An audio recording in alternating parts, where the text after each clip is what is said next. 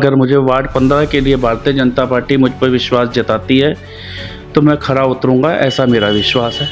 और रही बात समस्याओं की, तो बुनियादी समस्याएं ही हैं, जैसे पेयजल समस्या, आपका सीवर समस्याएं हो गई, और साफ सफाई की समस्याएं, बिजली की तारें जो आज के टाइम में चिड़िया के घोंसले की तरह लटक रही है, जो दुर्घटनाओं को निमंत्रण देती हैं। वार्ड नंबर 15 की आप बात कर रहे हैं, तो वहां पर पहले से ही भारतीय जनता पार्टी की पार्षद हैं और वो पहली बार नहीं बल्कि पिछले 2-3 प्लान से लगातार हैं।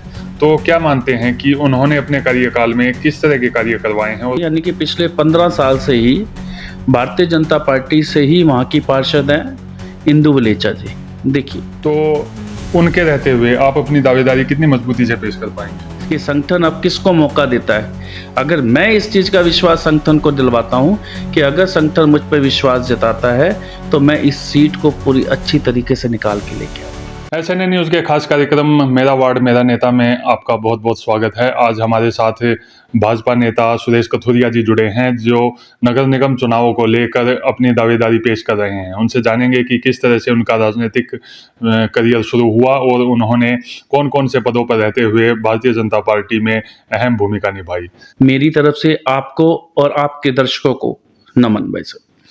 सबसे पहले जानना चाहेंगे कि भारतीय जनता पार्टी में आपने अपनी राजनीतिक शुरुआत कैसे की और राजनीति में आने से पहले क्या आपकी सोच थी कि आपको राजनीति में क्यों आना? मेरा राजनीतिक कैरियर किसी पद से शुरू नहीं हुआ, ना ही पद पे डिपेंड था। मेरा राजनीतिक कैरियर सेवा भाव से शुरू हुआ और मोहल्ले की, क्षेत्र की समस्याओं को लेकर मैं हमेशा उनके समाधान के लिए प्रयासरत रहा। समय बीता और मुझे ऐसा लगा कि अगर व्यवस्था में होकर मैं ये प्रयास करूँगा तो लोगों की समस्याओं को अधिक प्रभावशाली ढंग से समाधान कर पाऊँगा।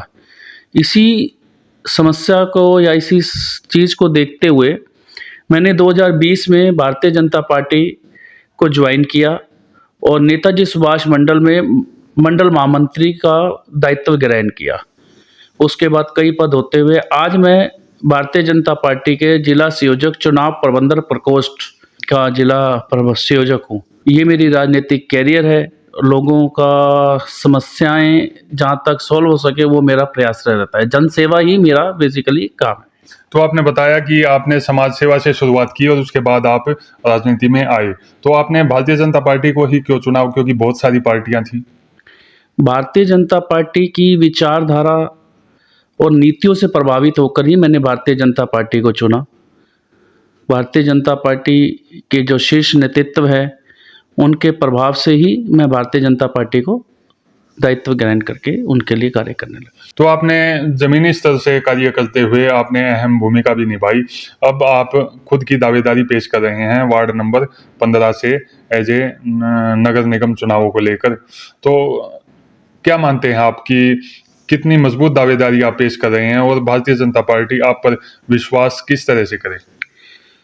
भारतीय जनता पार्टी अपने कार्यकर्ताओं को हमेशा विश्वास रखती है और नीचे से ऊपर ले जाने का काम करती है।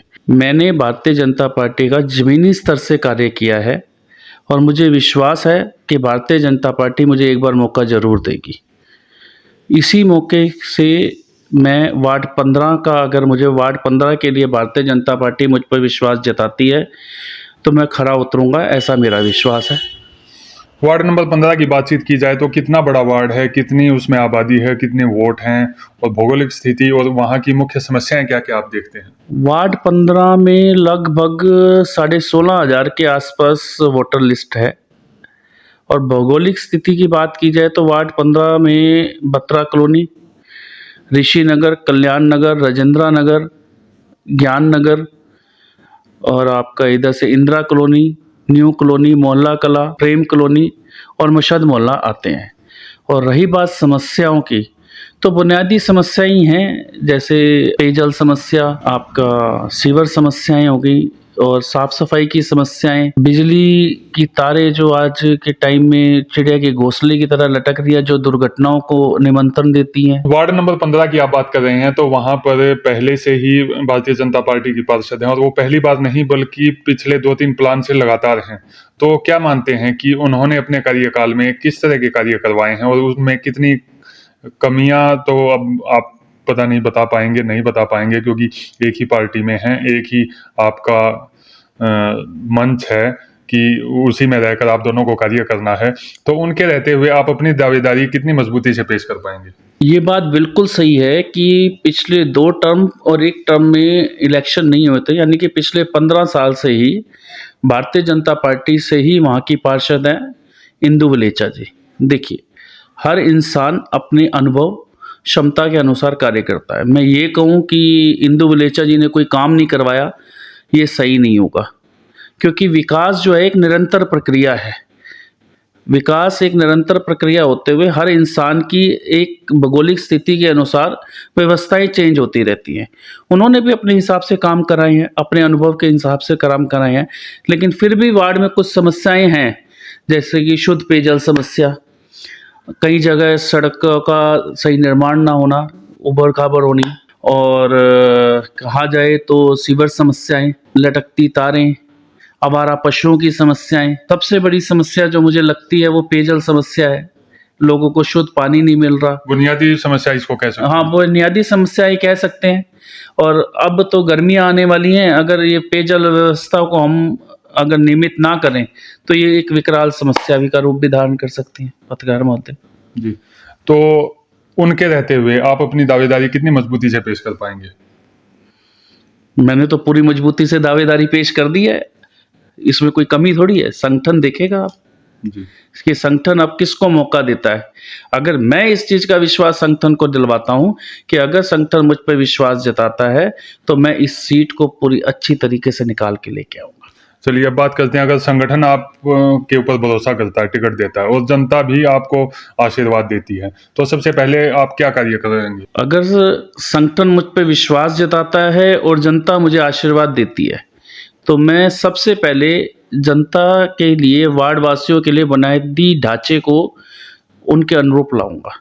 बुनियादी ढांचा मतलब? बुनियादी ढांचा मीन साफ सफाई की व्यवस्था को सुचारू रूप से करना, मजबूत सड़कें, मजबूत सीवर व्यवस्था और शुद्ध पेयजल व्यवस्था को सुचारू करना, टूटी हुई पाइपलाइनों की मरम्मत करवाना या नई पाइपलाइनों की व्यवस्था करके पानी की, शुद्ध जल पानी की व्यवस्था को नियमित करना। निगम पार्षद को जब जनता चुनती है तो स्थानीय लोगों की पहुंच अपने एमएलए एमपी से बाद में होती है, मगर निगम पार्षद जो होते हैं वो सबसे पहले आते हैं।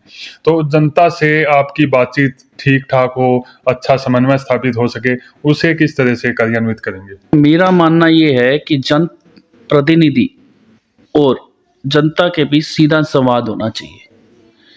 अगर जनता मुझे चुनती है, मुझ पे विश्वास जलाती है, मुझे आशीर्वाद देती है, तो सबसे पहले मैं ऐसी व्यवस्था करूँगा कि उनका जनसंवाद मेरे से सीधा हो सके। इसके अलावा हेल्पलाइन नंबर लगाया जाएगा, व्हाट्सएप के जरिए या मीडिया के थ्रू एक ऐसी व्यवस्था की जाएगी कि उनकी समस्याओं की जानकारी मेरे पास सीधे पहुंच सके और उन समस्याओं को पारदर्शी तरीके से निवारण किया जा सके। तो अब आखिरी में जनता से आप क्या अपील करेंगे? जनता से तो यही अपील है कि जो भी कमल का फूल लेके आए, चाहे मैं हूँ चाहे कोई और हो, उस पे अपना विश्वास जताएं। और ये मैं आप लोगों को विश्वास दिलाता हूँ, जो कमल का फूल लेके आएगा वो जनता की समस्याओं को निवारण में अपना 100% देगा। जी, ये थे हमारे साथ सुरेश कथुरिया जी, जिन्होंने कहा कि यदि जनता आशीर्वाद देती है तो ये अपना पूरा फोकस अपने वार्ड की समस्याओं को, बुनियादी ढांचे को ठीक करने में लगाएंगे और हर समय जनता के बीच रहेंगे। ऐसे ही तमाम अपडेट्स के लिए जुड़े रहिए SNA न्यूज़ के साथ।